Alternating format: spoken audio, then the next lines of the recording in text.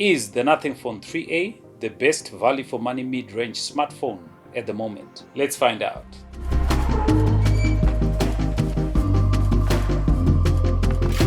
Hey guys, welcome back to the channel. So it's been a couple of months since the Nothing Phone 3A and 3A Pro were announced. The only thing separating the two devices being the additional 3x periscope lens on the 3A Pro, which inversely also affected the back design, which is very nice to be honest, and the storage options. The Nothing Phone 3A Pro has a 12GB plus 256GB storage combo, whilst the regular also has the 8GB plus 128GB option, which is the one that I'm reviewing. Every other spec is identical. Now, I like the direction that Nothing as a company is taking. Whilst most manufacturers are opting to play it safe, Nothing is taking it a step further. The Nothing Phone 3A doesn't look and feel like its price. What I mean is, the first time you hold this phone, you will definitely think you're holding a flagship device in your hands. The weight and feel of the device gives off flagship. I think that's because Nothing made sacrifices in the right places. The Nothing Phone 3A weighs 201 grams. This is 11 grams more than the Nothing Phone 2A. That is because the back of the Nothing Phone 3A is made out of glass, which feels good, but then glass is glass and glass is slippery. I've dropped this phone a couple of times already on concrete surfaces, but the glass is not cracked yet. Now I know the front glass has Panda glass protection. Now I'm not sure what sort of protection is protecting the back glass, but one thing that is not strong is the frame. It's made out of plastic, and Nothing claims that there are elements of recycled aluminum in the mid-frame.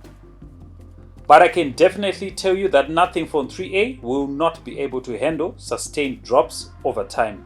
You definitely want to invest in a case, but just make sure that the case is able to show off the back design and the glyph lights, which leads me to the next point. So, who is the Nothing Phone 3A Pro? I would consider the Nothing Phone 3A an extrovert of phones. So if you're a shy or reserved person, then this is not the phone for you, because you will definitely get attention. The design of the phone is unique. Add glyph lights to the mix, people will definitely ask you what phone you're using. So what is it like using the Nothing Phone 3A on a daily? Now if you're downgrading from like a recent flagship, you will definitely feel the difference in terms of raw performance. The Nothing Phone 3A comes with a Snapdragon 7S Gen 3, which is a mid-range chip. Not the most powerful by today's standards, but with Nothing's software trickery, it actually keeps up with most tasks. When it comes to CPU and GPU heavy workloads like gaming, you will need to tweak some settings for the phone to keep up. On titles like PUBG, you can still play even in HDR with high frame rates, but the phone will be laggy. For the best experience, you can play in balanced mode with high FPS. On Call of Duty, you can still play in very high graphics and max frame rate. Now, the Snapdragon 7S Gen 3 is almost similar to the Snapdragon 888 in terms of performance. On Antutu benchmark, the Nothing Phone 3A gets a score of 757,481, which is very low if you're comparing it to flagships like the S25 Ultra, which has a score of above 2 million. But then again, it costs 3 times as much, and it's a flagship. FYI, this is the Geekbench score. Now, if you're coming from maybe an entry-level or a mid-range phone, you will not feel much of a difference in terms of performance. The Nothing Phone 3A features a 6.77-inch flexible AMOLED display. If you're wondering, yes, that is the same display you will find in foldable phones, hence flexible. Except in the Nothing Phone 3A, it is encapsulated in Panda glass. The display is not the sharpest I've seen, at a resolution of 1080p by 2392 pixels. The 6.77-incher is good for 387 pixels per inch. To put it into perspective, the iPhone 16 Pro Max's display has 460 pixels per inch, and the S25 Ultra has 498 pixels per inch. Watching videos on the Nothing Phone 3A is a decent experience. The phone has Widevine L1 support, meaning you will be able to watch content from streaming platforms like Netflix and Amazon Prime in HD. In terms of colors, the Nothing Phone 3A has two modes to choose from. The Standard, which offers neutral colors, and Alive for more punchy colors. The Nothing Phone 3A has great sunlight visibility. It can get very bright, up to 3000 nits in HDR mode. It also has an in-display fingerprint sensor, which is decently fast. My only gripe is the position of the fingerprint sensor. If only they would have pushed it a bit higher, then it would be easier to use. The Nothing Phone 3A also comes with a decent pair of stereo speakers, which can get very loud. Now, if you've used an iPhone 11, they sound almost similar. Another thing I like about the Nothing Phone 3A are the haptics. The vibration motor in the Nothing Phone 3A is probably one of the best that I've seen on a mid-range smartphone, so that says a lot. Now let's talk about the glyph lights. So the glyph interface is a set of LED lights at the back of the Nothing Phone, which are triggered by the ringtone or a notification. You can also set the glyph lights to work with the phone timer and other features as well. Now I know some people might say that the glyph lights are a bit gimmicky, but glyph lights are what makes the Nothing Phone, well, a Nothing Phone.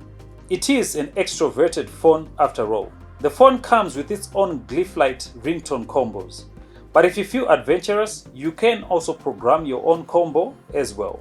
Now, one thing I like about the Nothing Phone 3A is your ability to customize the phone to your own liking. You can literally change almost anything. Unlike many phone manufacturers who load your phone with bloatware, which in most cases you cannot even delete, Nothing opted for a near stock experience with very few apps like the gallery, an audio recorder, and Nothing X, an app that helps you connect to Nothing products like earbuds, and Essential Space, which is the reason Nothing has this button. When you click and hold this button, you are able to save a screenshot and record a memo about it for later use. Now you cannot reprogram this button for any other use, and the screenshots cannot be backed up online. They are stuck in your phone. So if you move to another phone, you will lose everything you would have saved. Maybe it was Nothing's way of trying to keep people in the ecosystem, but for me, yeah, that's a huge fail. The voice memo also needs access to the internet for the feature to work. Otherwise, it will be stuck on analyzing. I think they need to put in more work. So the rest of the apps are Google apps. Now, one feature I like on the Nothing Phone 3A is called the Wallpaper Studio, which also needs an internet connection to work. It uses AI to generate wallpapers. Though the options are limited, you can actually generate some pretty cool wallpapers using this feature. Now, when it comes to AI, Nothing relegated everything to Google Gemini. So if you're used to Google Gemini, then you will not have problems. They do not have other implementation of their own. Now, so far I've received about 3 updates on the Nothing Phone 3A, which has improved performance.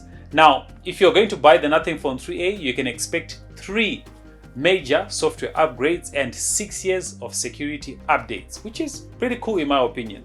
Now, one of the things I love about the Nothing Phone 3A is the battery life. The Nothing Phone 3A supports up to 120Hz refresh rate. You can also have the phone on 60Hz or enable dynamic mode, which changes the refresh rate depending on the content you are viewing. Now, for the purposes of this review, I kept the phone on 120Hz. Even then, I still managed to get about 8 to 9 hours of screen on time with moderate to heavy usage. The phone comes equipped with a 5000 mAh battery. The Nothing Phone 3A supports 50-watt fast charging, but even with my 33-watt Anker charger, it takes me about an hour to fully charge the phone. So with a 50-watt charger, you can expect even shorter charging times. Now, when it comes to cell reception and other connectivity like Bluetooth, I haven't had any issues with the Nothing Phone 3A. Even in terms of call quality, the phone has been excellent. When it comes to the cameras, the Nothing Phone 3A features 3 cameras on the rear, a 50 megapixel optical image stabilized main camera lens, an 8 megapixel ultra wide camera, and a 50 megapixel telephoto camera with 2x optical zoom, and on the front a 32 megapixel f2.2 front facing camera. Photos taken with the Nothing Phone 3A are detailed and color reproduction is almost accurate, but they are not flagship level detailed.